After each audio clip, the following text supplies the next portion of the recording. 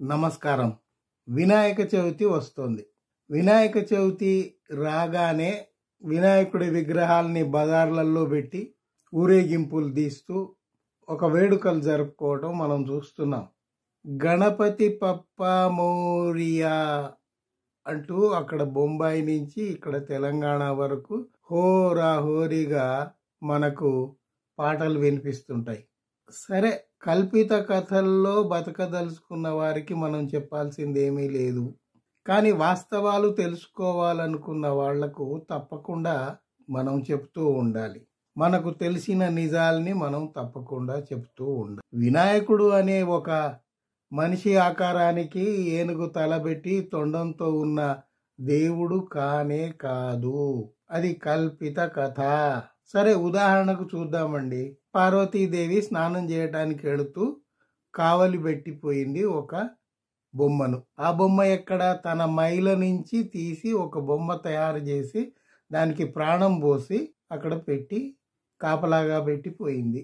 ఇంతలోకి శంకరుడు వచ్చాడు. శంకరుడు ప్రవేశిస్తుంటే ఆ కుర్రవాడు, ఆ బాలుడు ఎవరైతే ఉన్నారో అతను అడ్డుకున్నాడు. నన్నే అడ్డుకుంటావా అని అతను ఆ అబ్బాయి తల నరికేశాడు. తర్వాత తెలిసింది ఇది పార్వతి తయారు చేసిన బొమ్మ. తర్వాత ప్రాణం పోసింది, వాడు తమకు కొడుకు అని అంతా తెలిసిన తర్వాత అడవిలోకి పోయి ఎక్కడో ఉన్న ఒక ఏనుగు ప్రాణాన్ని తీసి దాన్ని తల నరికి తెచ్చి దీనికి అతుకుపెట్టారు. అసలు ఇందులో నమ్మశక్యమైన విషయాలు ఏమైనా ఉన్నాయా?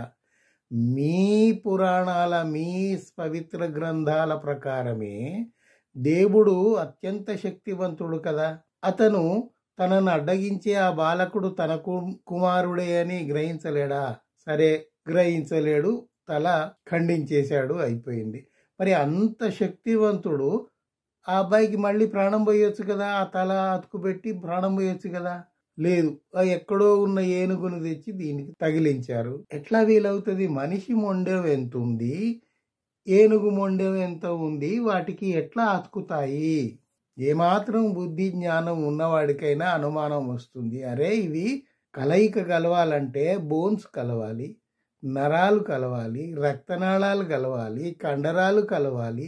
ఎన్నో కలిస్తే గాని ఆ అతుకు అనేది జరగదు జీవశాస్త్ర ప్రకారం.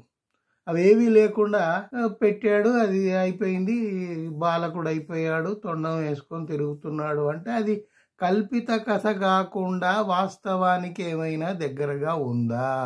పోనీ పార్వతి అంత శక్తిమంతురాలు, ఆమె తన కొడుకును కాపాడుకోలేదా? ప్రాణం పోయలేదా? విలవిలలాడుతూ ఏడవేయటం ఎందుకు? అప్పుడు శంకరుడు పోయి ఆ ఏనుగు తల దేవటం ఎందుకు? ఇవన్నీ అబద్ధపు కథలని మనకు తెలియటం లేదా? సరే, ఈ వినాయకుడిని రోడ్డుకి ఈడ్చిన వాడు ఎవరో మీకు తెలుసు. లోకమాన్య బాలగంగాధర్ తిలక్ అని ఒక దేశభక్తుడు అని చెప్పుకునే అతను ఉన్నాడు. హిందువులందరినీ ఐక్యం చేయటానికి ఆ వినాయకుడు అనేవాడిని తెచ్చి రోడ్డు మీద ఎక్కడ పడితే అక్కడ అపరిశుభ్రమైన స్థలాల్లో కూడా ఆ దేవుడి విగ్రహాలు పెట్టి అక్కడ డిస్కో డాన్సులు చేసుకుంటూ తైతక్కలాడుతున్నారు. మనం అంతా చూస్తున్నాము. ఇది భక్తి, దీన్ని మనం నమ్ముతూ ఉండాలి అని ఈ దేశభక్తులు అనుకుంటూ ఉంటారు. సరే, దాన్ని అట్లా ఉండనిద్దాం. మరి వాస్తవం ఏమిటండి అంటే, సాధారణ శకానికి పూర్వం గణరాజ్యాలు ఉండేవి. ఒక్కొక్క గణానికి ఒక రాజు ఉండేవాడు. ఆ రకంగా బుద్ధుడు కూడా గణానికి సంబంధించిన వాడే. ఆ తర్వాత 200-300 ఏళ్ల తర్వాత వచ్చిన అశోకుడు కూడా గణరాజ్యానికి సంబంధించిన వాడే. ఇది మనకు చరిత్ర చెప్తుంది. ఈ గణపతి ఎలా అయ్యాడు మరి అంటే, గణరాజ్యానికి ఎవరైతే అధిపతియో వారిని వాళ్ళు గణపతి అని పిలుచుకున్నారు. గణరాజ్యానికి అధిపతి అయిన వాడు గణపతి, అంతే. అంతేగాని ఈ తొండం పెట్టుకున్న ఒక మనిషి అందులో ఎలుక మీద స్వారీ చేసే దేవుడు గణపతి అని మనల్ని నమ్మమంటున్నారు. మనం ఇన్నేళ్లుగా నమ్ముతూనే ఉన్నాము. ఎవడు ప్రశ్నించకూడదు వైదిక మతస్థుల్ని. వాళ్ళు చెప్పిన ఛాందస భావాల్ని ఎవ్వడూ ప్రశ్నించకూడదు. ప్రశ్నిస్తే వాడి పని హత్యే, వాడు నోరు మోయించటమే. సరే, ఈ దుర్మార్గాలు పక్కన పెట్టి అసలు విషయానికి వస్తే, గణరాజ్యానికి అధిపతి ఎవరైతే ఉన్నారో వాళ్ళు గణపతి అని అనుకున్నారు. సో గణపతి అని ఆనాటి ప్రజలు ప్రార్థించారు. ఎవరిని? ఆ బుద్ధుణ్ణి ప్రార్థించారు. ఆయన బుద్ధుడు కదా, రాజ్యం ఏలలేదు కదా అంటే ఆయన రాజకుమారుడే. ఆయన ఆ రాజ్యాన్ని, ఆ రాజభోగాల్ని వద్దనుకుని తన అన్వేషణలో తాను పోయాడు. ప్రపంచానికి ఒక దివ్యమైన జ్ఞాన మార్గాన్ని బోధించాడు. ఆయన చెప్పింది ఏమిటి?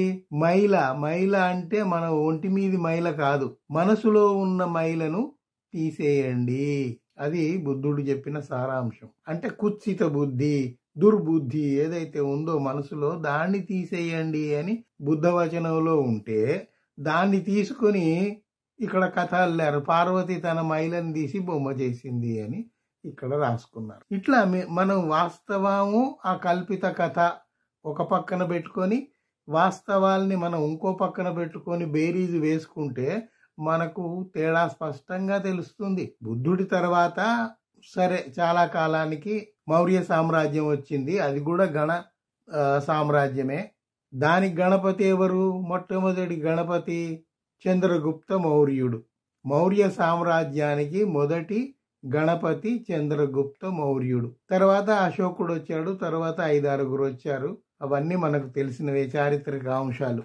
అశోకుడు పూర్తి కాలం బౌద్ధాన్ని ప్రపంచవ్యాప్తంగా ప్రచారం చేయటానికి తను చేశాడు. తన కూతుర్ని, తన కొడుకును కూడా ఆ పనికి నియోగించాడు. అదంతా మనం మాట్లాడుకున్నాం, మనకు తెలిసిన విషయమే. అయితే ఇక్కడ ఈ గణపతి పప్ప మౌర్య అనేది ఎందుకు వచ్చిందంటే, ఆ చివరి రాజు పుష్యమిత్ర శృంగుడు అనేవాడు చివరి మౌర్య రాజు దగ్గర సేనాపతిగా ఉండేవాడు. బృహద్రథ్ మౌర్య దగ్గర సేనాపతిగా ఉన్నవాడు కుట్రపూరితంగా చక్రవర్తిని చంపి రాజ్యం హస్తగతం చేసుకుని శృంగరాజ్యాన్ని స్థాపించాడు. ఈ శృంగరాజ్యం అంటే ఏమిటి? ఈ పుష్యమిత్ర శృంగుడు బ్రాహ్మణుడు. ఈ మౌర్యుల డైనాసిటీ ఏదైతే ఉందో వాళ్ళు బ్రాహ్మణులు కారు, బహుజనులు.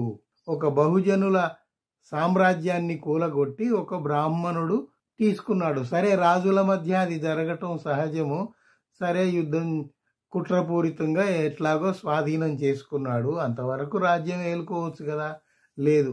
తన వైదిక మతాన్ని స్థాపించటానికి విశ్వవ్యాప్తంగా, ముఖ్యంగా ఆసియా ఖండం అంతా వ్యాపించి ఉన్న బౌద్ధాన్ని నాశనం చేయటానికి ఈ శృంగుడు ఏం చేశాడు? ప్రతి బుద్ధుడి తల, బౌద్ధ భిక్కువు తల ఎవరైతే తెస్తారో వాళ్లకు నేను 100 బంగారు నాణాలు ఇస్తానని ప్రకటించాడు. తరువాత బౌద్ధారామాలన్నింటినీ మార్చి దేవాలయాలుగా మార్చటం ప్రారంభించి, బుద్ధుడి విగ్రహాలన్నింటినీ తలలు నరికి లేదా ముఖం చెక్కేసి వాళ్ళు కల్పించుకున్న 33,000 మంది దేవీ దేవతల విగ్రహాలుగా మార్చుకున్నారు.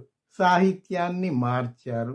బోధి వృక్షాన్ని కూలగొట్టడానికి అన్ని రకాలుగా ప్రయత్నాలు చేశారు. మనం ఈ విషయాలన్నీ మాట్లాడుకుంటూనే ఉన్నాము, మీకు తెలిసే ఉండుంటు. అయితే ఏమైంది? ఇన్నేళ్ల తర్వాత కూడా ప్రజలు బౌద్ధాన్ని మర్చిపోలేదు. దేశంలో మీరు ఎక్కడ తవ్వినా కూడా బౌద్ధ విగ్రహాలు ఇప్పటికీ ఈ కాలం నాటికి కూడా బయటపడుతున్నాయి. అయితే ఈ నినాదం గణపతి పప్ప మౌర్య అనేది ఎందుకు వచ్చింది అంటే, మౌర్య సామ్రాజ్యం పోయి శృంగుల రాజ్యం వచ్చి అరాచకాలు జరుగుతూ ఉన్నప్పుడు ప్రజలు ఒకప్పటి ఘనమైన చరిత్ర గల మౌర్యులను గుర్తు చేసుకుంటూ, ఆనాటి జనజీవనాన్ని గుర్తు చేసుకుంటూ, ఆ మౌర్యులను పొగడుతూ పాడుకున్న పాట ఇది. గణపతి అంటే మా గణానికి రాజువైన, అధిపతివైన ఓ మౌర్య రాజా అని వాళ్ళు ఆ రోజు పాడుకున్నారు. దాన్ని తెచ్చి ఈ కల్పిత కథలోని ఈ వినాయకుడికి అంటుబెట్టి వీళ్ళు పాటలు పాడుతున్నారు. ఇప్పుడు కొంచెం ఇంగిత జ్ఞానం ఉన్నవాడికైనా అనుమానం రావాలి. ఇదేమో గణపతి విగ్రహము, ఇందులో మౌర్య అంటున్నారు. ఈ మౌర్య సామ్రాజ్యానికి ఈ గణపతి బొమ్మకు ఏమిటి సంబంధం అన్న అనుమానం రావాలి. అట్లా అనుమానం వస్తే చరిత్రలోకి పోతే వాస్తవాలు తెలుస్తాయి. ఇది ఎందుకు వచ్చింది అంటే, శృంగ డైనాసిటీ వచ్చి అరాచకాలు చేస్తూ జనాన్ని బాధలు పెడుతున్నప్పుడు ఆ ప్రజలు ఒకప్పటి మౌర్య సామ్రాజ్యంలోని ఆ రాజుల్ని వారి పాలనను గుర్తు చేసుకుంటూ పాడుకున్న పాట గణపతి పప్ప మౌర్య. ఇవి వాస్తవాలు. ఈ వాస్తవాన్ని కప్పిపుచ్చడానికి ఒక కథనల్లి అందులో శివుడు, పార్వతి, వినాయకుడు, ఏనుగు. ఆ ఏనుగు ఎందుకు దొరికిందయ్యా అంటే బుద్ధుడు పుట్టక ముందు తల్లి మాయాదేవి కలలో ఏనుగు, తెల్ల ఏనుగు కనిపించిందని మనకు జాతక కథల్లో ఒక చోట కనిపిస్తుంది. ఇంకొకటి చూడండి, బౌద్ధ క్షేత్రాలు ఎక్కడున్నాయో అక్కడ ఏనుగుల విగ్రహాలు తప్పకుండా ఉంటాయి. అంటే బౌద్ధానికి ఏనుగుకు ఒక సంబంధం ఉంది. ఇంకొక పాళి భాషలో ఏనుగును నాగా అంటారు. నాగవంశము అంటే అదొక ఆదివాసీలు, అదొక వంశము. వాళ్ళు కూడా చిన్న చిన్న రాజ్యాలు దేశవ్యాప్తంగా ఉండేవి. ఆ నాగులందరూ బుద్ధుడికి అనుచరులు. బుద్ధుణ్ణి రక్షించుకుంటూ ఉండేవారు. ఆ రక్షించుకుంటూ ఉండేవారన్న అర్థాన్ని చూపెట్టడానికి బుద్ధుడు తపస్సు చేసుకుంటున్నట్టు వెనక ఒక నాగుపాము వచ్చి రక్షణ ఇస్తున్నట్టు మనకు శిల్పాలు కనబడతాయి అక్కడక్కడ. అక్కడ సర్పాలు కాదు, తాచుపాములు కాదు, వాళ్ళు నాగవంశీయులు. అందుకే చూడండి, ఆ నాగవంశీయులు ఎక్కడెక్కడైతే విస్తృతంగా ఉండేవారో ఆ ప్రాంతాలన్నీ నాగ పేరుతో ఇప్పటికీ దేశంలో ఉన్నాయి. నాగ్పూర్ చూడండి, అక్కడ ఉత్తరం కాశ్మీర్లో అనంతనాగ్ చూడండి. ఇలా నాగ పేరుతో మనకు లెక్కలేనన్ని ఊళ్ళు, ప్రాంతాలు ఉన్నాయి. నాగ అంటే ఏనుగు. అంటే బౌద్ధానికి ఏనుగుకు ఉన్న సంబంధాన్ని అర్థం చేసుకుని దాన్ని మిస్లీడ్ చేయటానికి, దాన్ని తప్పుదారి పట్టియటానికి అక్కడ మైలతో తయారు చేసిన బొమ్మ ఎంత ఉంటుందండి? మైక్రాన్స్ లో ఉంటుంది, మిల్లీమీటర్ అంత ఉంటుంది. దానికి ఒక ఏనుగు తల, ఇంత పెద్ద ఏనుగు తల తెచ్చి ఎట్లా పెడతారు? అంటే కామన్ సెన్స్ లేకపోతే ఎట్లయినా పెట్టొచ్చు. కామన్ సెన్స్ ఉంటే మనలాంటి వాళ్ళము భరించలేము. అందుకే ప్రశ్నలు వస్తాయి, ప్రశ్నిస్తారు. ప్రశ్నిస్తే సనాతనవాదులకేమో, సంప్రదాయవాదులు అని చెప్పుకునే వాళ్లకు, దేశభక్తులం మేము అని జబ్బలు విరుచుకునే వాళ్లకు అవి నచ్చట్లేదు. అరే, ఎవరికి నచ్చినా నచ్చకపోయినా నిజాలు నిజాలుగానే ఉంటాయి. నిజాలు అబద్ధాలుగా మారవు. మీరు నిజాల్ని అబద్ధాలుగా మార్చి, అబద్ధాల్ని నిజాలుగా మార్చి ఒక రకమైన అధికారం చెలాయించాలన్న హైందవ ధర్మం ఏదైతే ఉందో దాని అరాచకాలన్నీ బయటికి వస్తూనే ఉన్నాయి. మనం అప్పుడప్పుడు మాట్లాడుకుంటూనే ఉన్నాము, మీకు కూడా తెలుసు. అనేక రకాల సాహిత్యం కూడా వచ్చింది. ఎంతో మంది ఎన్నో గ్రంథాలు రాస్తూనే ఉన్నారు. ఇప్పటికీ ఆ కృషి కొనసాగుతూనే ఉంది. ఈ రోజు కూడా బౌద్ధం ఈ దేశంలో ఉంది.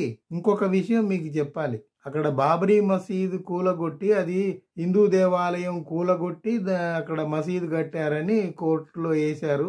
ఏమైంది తర్వాత? ఆర్కియాలజిస్టులు తవ్వి చూస్తే ఏం బయటపడ్డాయి? అన్ని బౌద్ధానికి సంబంధించిన శిల్పాలు బయటపడ్డాయి.